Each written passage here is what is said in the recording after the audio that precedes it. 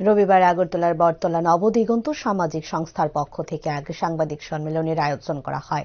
তার মুখ্য বিষয় হল আগামী ৪ঠা জানুয়ারি থেকে ১৩ই জানুয়ারি পর্যন্ত শিশু উৎসবের উদ্যোগ গ্রহণ করা হয় অন্যান্য বছরের মতো।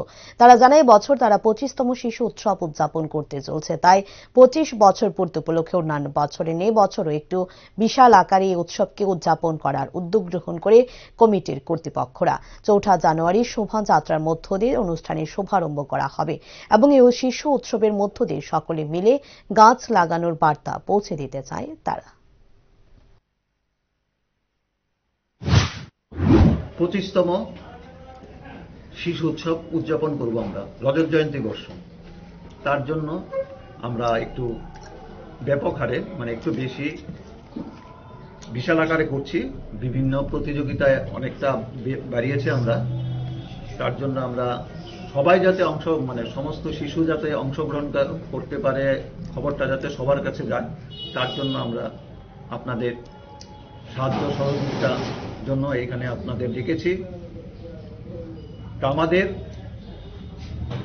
শিশু উৎসব এবার শুরু হবে ৪ঠা জানুয়ারি ২০২৫ থেকে।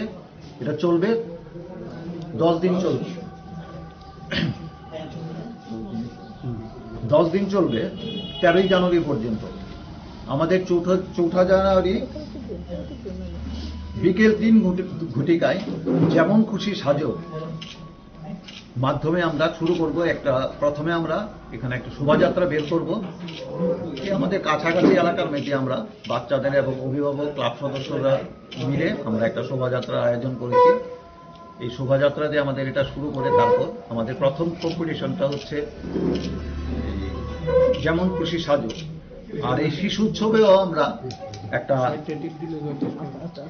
বার্তা, সমাজকে একটা বার্তা দিতে যাই। আমরা এবার পুজোতে আমরা বার্তা দিয়েছি যে সবাই মিলে গাছ লাগান, আমাদের পৃথিবীকে সবুজায়ন করুন।